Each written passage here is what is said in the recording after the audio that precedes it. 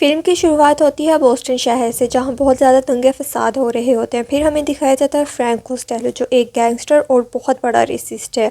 Costello एक store पर जाता है और वहां से हफ्ता वसूल करता है और नेक्स्ट टाइम ज़्यादा पैसों की मांग करता है। उस आदमी पर अपनी ताकत का रौब दिखाता है। इसी स्टोर में कॉलिन सुलिवन बैठा होता है और वो बहुत दिलचस्पी से इनकी बातों को सुन रहा होता है। कोस्टेलो इसे पहचान जाता है। कॉलिन के माता पिता गुजर चुके होते हैं। वो इसके लिए बहुत सी चीज़ें ख़रीदता है और पैसे देता है और कहता है कोई भी चीज़ की ज़रूरत हो तो मेरे अड्डे पे आ जाना। कुछ समय के बाद कॉलिन फ्रैंक के पास जाता है और फ्रैंक उसे इस दुनिया में जीने का राज बताता है और उसे अपने मुताबिक जीने का कहता है। कॉलिन उसकी बातों से बहुत मुतासिर होता है और कुछ समय के बाद हम देखते हैं कि कॉलिन बड़ा हो चुका है। कॉलिन एक पुलिस अकेडमी में ग्रेजुएट होने वाला है और फिर हम एक नया करैक्टर बिली को देखते हैं। वो भी इसी अकेडमी में है और दोनों ग्रेजुएट होते हैं और फ़ौरन कॉलिन का इंटरव्यू होता है। डिग्नम और क्वीनन इंटरव्यू लेते हैं। डिग्नम बहुत बदतमीज़ है और जल्द कॉलिन का इंटरव्यू ख़त्म हो जाता है। उसके बाहर निकलते ही बिली जाता है और डिग्नम उससे बहुत ज़्यादा बदतमीज़ी करने लग जाता है कि तुम्हारे पूरे ख़ानदान में क्रिमिनल भरे पड़े हैं और तुम भी उन्हीं की तरह धोखा दोगे हमें। तुम पे यकीन करके पुलिस की नौकरी नहीं दे सकते, लेकिन इन्वेस्टिगेशन डिपार्टमेंट को ज्वाइन करके खुफिया तरीके से फ्रैंक कोस्टेलो की जानकारी हमें दो। सबको पता है कि बिली ने पुलिस अकेडमी ज्वाइन की थी, तो इसलिए वो क्राइम करे ताकि उसे जेल में डाल दिया जाए और कोस्टेलो का भरोसा जीत सके। जबकि कॉलिन को सिलेक्ट कर लिया गया है और वो यहाँ का सर्जेंट बन जाता है और वो इस ग्रुप में होता है जो FBI के साथ मिलकर काम कर रहे होते हैं और उनका टारगेट फ्रैंक होता है। बिली जेल से बाहर आता है तो सबको लगता है कि वो अब गैंगस्टर बनना चाहता है। बिली अपने कज़न के साथ ड्रग डीलिंग करने लग जाता है और ड्रग डीलिंग के लिए वो फ्रैंक के आदमियों के पास जाता है जो कि पहले से ही इनको जानते थे। बिली इनको प्रभावित करने के लिए जानबूझकर लड़ाई करना शुरू कर देता है। फ्रैंक का राइट हैंड मिस्टर फ्रेंच उसे रोकता है और समझाता है कि ये फ्रैंक का एरिया है और वो बगैर पूछे ड्रग डीलिंग कर रहा है। फ्रेंच से ज़्यादा कुछ नहीं कहता क्योंकि बिली के अंकल ने इनके लिए जान दी थी। फिर हम देखते हैं डिग्नम को, जो अपनी टीम के साथ मीटिंग कर रहा होता है क्योंकि फ्रैंक ने माइक्रो प्रोसेसर की चोरी की होती है और वो इसे चाइना को बेचने वाला है।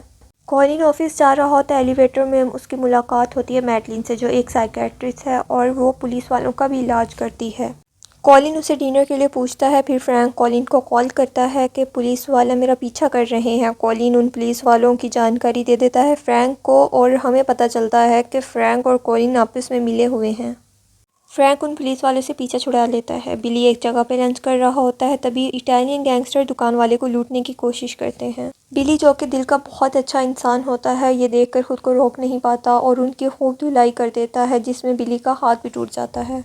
कॉलिन मैडलिन के साथ डिनर कर रहा होता है और अपनी चीखनी चुपड़ी बातों से उसे प्रभावित करता है। बिली बार में वाइन पी रहा होता है और उसके पास फ्रैंक आ जाता है। फ्रैंक उससे पूछता है तुम मुझे जानते हो? बिली इनकार कर देता है, लेकिन उसके मन में लड्डू फूट रहे होते हैं, जिसकी नज़रों में आने के लिए उसने इतना सब कुछ किया, आखिर वो खुद उसके पास आया। फ्रैंक उसे अपने साथ लेकर जाता है और बताता है कि जिन्हें तुमने मारा वो इटालियन गैंगस्टर थे, मेरे धंधे को ख़राब करना चाहते थे और वो अब जब तक तुम्हारी मुंडी धड़ से अलग नहीं कर देंगे वो चैन से नहीं बैठेंगे। सिर्फ मैं ही तुम्हें उन लोगों से बचा सकता हूँ। फ्रैंक बिली के हाथ का प्लास्टर बहुत ही बेरहमी से तोड़ देता है, ये देखने के लिए कि कहीं ये धोखा तो नहीं दे रहा, पुलिस वालों के साथ तो नहीं मिला हुआ। बिली बार बार इनकार करता है और फिर वो उसे पैसे देता है कि जाओ जाके दोबारा से प्लास्टर करवा लेना। फ्रैंक बिली को बताता है कि उसका बाप कभी गैंगस्टर्स के साथ नहीं मिला, जिसकी वजह से वो बहुत छोटा रह गया और ऐसे ही टपक गया और वहाँ से चले जाते हैं। बाहर जाकर फ्रैंक कोस्टेलो फ्रेंच से पूछता है कि हम इस पर यकीन कर सकते हैं और वो कहता है हाँ।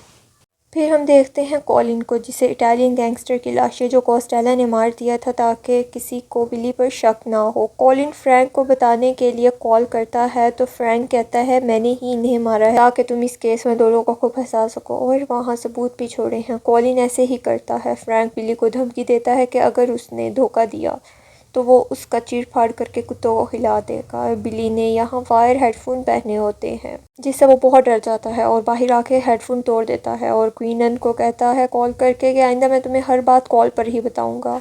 बिली अब फ्रैंक के लिए काम कर रहा होता है। कॉलिन एक सीक्रेट टीम बनाता है क्योंकि ऑफिस में कोई ना कोई खबरी है फ्रैंक का, ताकि किसी को उस पर शक ना आए।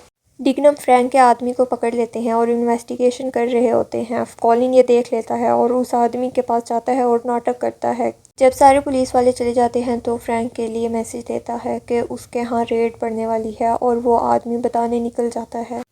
फिर हम फ्रेंच को देखते हैं जो घरों को जला रहा है और बहुत सी हत्याएं कर रहा होता है और बिली को साथ लेकर जाता है। और ये सब देखने के बाद बिली सदमे में चला जाता है, पूरी तरह टूट जाता है और वो मैडलिन के पास जाता है जो कि साइकेट्रिक है। वो उसे अपनी गैंग के बारे में बताता है जो कि बहुत जुर्म करती है, लेकिन वो किसी को बता नहीं सकता क्योंकि वो बहुत ज़्यादा डरा हुआ है और जिस वजह से उसका मानसिक संतुलन बिगड़ रहा है और जिसे वो शांत करने के लिए दवाइयाँ ले रहा है। बिली डिग्नम और क्वीनम से मिलता है और वो उन्हें कहता है कि 1 साल हो चुका है, तुम लोगों का खबरी बना हुआ हूँ और तुम लोगों ने अभी तक फ्रैंक को पकड़ा नहीं है। डिग्नम बताता है कि फ्रैंक का खबरी है डिपार्टमेंट में, इसलिए हमें चुकन्ने रहकर काम करना पड़ेगा। बिली इतना डर जाता है कि वो मैडलिन के पास पहुँच जाता है कि उसे स्लीपिंग पिल्स चाहिए क्योंकि वो सो नहीं पा रहा, लेकिन मैडलिन मना कर देती है और बिली गुस्से में वहाँ से निकल जाता है। लेकिन फिर मैडलिन आके पर्ची देती है जिस पे दवाइयाँ लिखी होती हैं और बिली का दिल बाग बाग हो जाता है। कॉलिन को पता चलता है कि पुलिस जल्दी ही फ्रैंक को पकड़ने वाली है क्योंकि उन्हें पता चल गया है कि चूहा अपने बिल से बाहर आने वाला है माइक्रो प्रोसेसिंग की डीलिंग करने के लिए। तो वो बड़ी चालाकी से उसे कॉल करके सब बता देता है और उसे सतर्क करता है कि उसकी टीम में कोई खबरी है। फ्रैंक सतर्क हो जाता है और अपनी डील की जगह बदल लेता है। पुलिस वाले बहुत फ्रस्ट्रेट हो जाते हैं और एक दूसरे की धुलाई करने लगते हैं कि उन्होंने ये भी मौका खो दिया। फ्रैंक बिली को धमकी देता है कि तुम ही पुलिस के खबरी हो। बिली बड़ी ही चालाकी से फ्रैंक का माइंड डाइवर्ट कर देता है, ये कहकर अगर तुमने मुझे दोबारा खबरी कहा तो मैं तुम्हें यहीं ठोक दूंगा। कॉलिन इन सब चीज़ों से तंग आ चुका था और छोड़ना चाहता है सब। फ्रैंक उनमें सना बिली के पास आता है और उसे कहता है कि कुछ दिनों के लिए तुम आज़ाद हो, मैं अपना नया ग्रुप बना रहा हूँ। बिली बाहर निकलकर क्वीनम को कॉल करके कहता है कि फ्रैंक को इस पे शक हो चुका है और वो अब जानकारी नहीं देगा। क्वीनम समझ जाता है। फ्रैंक कॉलिन को कॉल करता है और पूछता है कि डिपार्टमेंट में कोई ऐसी खबर आई है कि मैं अपनी टीम बदल रहा हूँ। कॉलिन कहता है ऐसी कोई भी खबर नहीं आई। फ्रैंक की साजिश से उसे यकीन हो जाता है कि बिली पुलिस वालों के साथ नहीं मिला हुआ। कॉलिन को उस खबरी के लिए तजस्सुस हो रहा था, वो इसलिए अपने आदमी को क्वीनम के पीछे लगा देता है। बिली क्वीनम को कहता है कि वो आमने सामने मिलना चाहता है और दोनों ट्रेन में आ जाते हैं। बिली को शक होता है कि क्वीनम के पीछे कोई है, लेकिन क्वीनम कहता है कि नहीं, यहाँ कोई भी नहीं है। लेकिन फिर भी एहतियातन बिली एड्रेस चेंज कर देता है। क्वीनम जाता है वहाँ, लेकिन कॉलिन का आदमी पीछा कर रहा होता है। वो कॉलिन को एड्रेस बता देता है। कॉलिन फ़ौरन फ्रैंक को कॉल करता है कि कहाँ पर क्वीनम अपने खबरी से मिल रहा है। बिली क्वीनम को कहता है कि मैं इन सबसे तंग आ गया हूँ और अब ऐसे छुप छुप कर काम नहीं कर सकता। क्वीनम यकीन दिलाता है कि ये सब जल्द ख़त्म हो जाएगा। फ्रैंक के आदमी वहाँ पहुँच जाते हैं। ये देखकर बिली के छक्के छूट जाते हैं और वो जल्दी से क्वीनम को भागने के लिए कहता है और दोनों अलग हो जाते हैं। बिली बिल्डिंग से नीचे पहुंचता है तो क्वीनम को गिरता हुआ देखता है क्योंकि फ्रैंक के लोगों ने इसे फेंक दिया था और जो लोग क्वीनम का पीछा कर रहे थे वो पुलिस वाले थे और उन्हें कुछ समझ नहीं आता, इसलिए फ्रैंक के लोगों पर गोलियां चला देते हैं और फ्रैंक के एक आदमी को गोली लग जाती है। ये वही आदमी होता है जिसने बिली को कॉल की थी। जब ये खबर डिग्नम को पता चलती है तो वो कॉलिन पर टूट पड़ता है कि तुमने क्वीनम का पीछा क्यों करवाया और तुम ही खबरी हो। कॉलिन इनकार करता है, दोनों में हाथापाई हो जाती है, लेकिन पुलिस वाले रोक लेते हैं। डिग्नम रिज़ाइन कर देता है। फिर कॉलिन जाता है क्वीनम के कंप्यूटर के पास ताकि उसमें खबरी की इंफॉर्मेशन निकाल सके, लेकिन उसके पास पासवर्ड नहीं है जो कि सिर्फ डिग्नम को पता है। फ्रैंक के आदमी जहां इकट्ठा थे, बिली वहां पहुंचता है। जिस आदमी को गोली लगी थी वो आदमी बिली को अपने पास बुलाता है और कहता है मैंने तुम्हें गलत एड्रेस बताया था, तुम सही जगह पर कैसे पहुंच गए, मतलब तुम ही खबरी हो। वो किसी को कुछ बताता है इससे पहले ही उसकी बत्ती गुल हो गई। कॉलिन फ्रैंक को कॉल करके कहता है तुम लोगों ने क्वीनम को क्यों मारा, अब सब कुछ मेरे हाथ से निकल गया है और मामला बहुत संगीन हो गया है। फिर बिली मैडलिन के पास जाता है और मैडलिन कहती है कि अब मैं तुमसे दोबारा नहीं मिल पाऊंगी क्योंकि मेरी शादी होने वाली है और बिली को समझ आ जाती है कि उसका पता कट गया है। कॉलिन को क्वीनम का फ़ोन मिलता है और वो आखिरी बार जो नंबर डायल किया होता है उस पर कॉल करता है। बिली कॉल उठाता है लेकिन दोनों नहीं बोलते और बिली कॉल कट कर देता है। फिर कॉलिन दोबारा कॉल करता है और बोलता है कि क्वीनम की मौत के बाद उसने केस को हैंड ओवर कर लिया है और उससे मिलना चाहता है, लेकिन बिली कहता है मैं सिर्फ डिग्नम से बात करूंगा। कॉलिन कहता है वो लीव पे है, तो बिली कॉल कट कर देता है क्योंकि वो कोई रिस्क नहीं लेना चाहता। कॉलिन एक बार फिर इससे सारी फाइल्स देखता है तो ये देख कर सदमे में चला जाता है कि फ्रैंक भी एक FBI का खबरी है, इसी वजह से उसे FBI ने अभी तक नहीं पकड़ा। फ्रैंक चाहता है एक डील करने, वहाँ वो कॉलिन को कॉल करता है कोई मेरा पीछा कर रहा है। कॉलिन बहुत गुस्सा था लेकिन फिर भी कहता है कि मैं संभाल लूंगा, इसलिए कॉलिन FBI वालों के पास जाता है और वहाँ उसे पता लगता है कि FBI वाले फ्रैंक को पकड़ने वाले हैं और इस बात की परवाह किए बगैर कि वो उनका खबरी है। इसलिए कॉलिन और एफबीआई वाले वहां पहुंच जाते हैं जहां फ्रैंक अपनी डील कर रहा होता है और गोलियां बरसाने लगते हैं। फ्रैंक अपनी जान बचाकर भागता है और एक जगह छुपने के लिए पहुंचता है तो कॉलिन उस पर हमला कर देता है और ये देखकर फ्रैंक चौंक जाता है और उसे कहता है कि मैंने तुम्हें अपने बेटों की तरह समझा, तुमने गद्दारी की। कॉलिन कहता है कि तुमने मुझे धोखा दिया है और एफबीआई के साथ मिले थे। फ्रैंक गोली चलाने लगता है लेकिन उससे पहले कॉलिन उसे मार देता है और कॉलिन हीरो बन जाता है।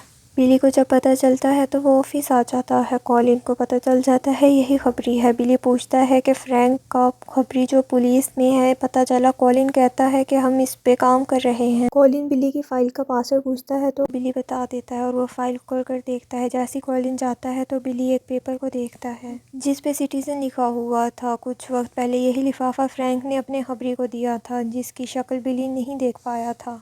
बिली को पता चल गया था यही फ्रैंक का खबरी था और वो चुपचाप यहाँ से निकल गया। जैसे ही कॉलिन वापस आता है वो समझ जाता है और वो तुरंत बिली की फाइल डिलीट कर देता है ताकि किसी को पता ना रहे कि बिली एक पुलिस वाला था। बिली मैडलिन के पास जाता है और उसे बताता है कि मुझे किसी पर भी विश्वास नहीं है, अगर मुझे कुछ हो जाए तो ये लिफाफा खोल कर देखना। मैडलिन कॉलिन के पास पहुँचती है और कहती है वो माँ बनने वाली है, जिस पर वो खुश हो जाता है। मैडलिन के हाथ एक लिफाफा लगता है जिसमें सीडी होती है और वो जब प्ले करती है उसे फ्रैंक और कॉलिन की सारी बातें पता चल जाती हैं। फ्रैंक जब भी किसी से बात करता था उसे रिकॉर्ड करता था। बिली कॉलिन को कॉल करके क्वीनम की मौत वाली जगह पर बुलाता है और वहाँ दोनों में हाथापाई होने लगती है और कहता है अब मैं तुम्हें पुलिस स्टेशन लेकर जाऊँगा और पकड़ाऊँगा।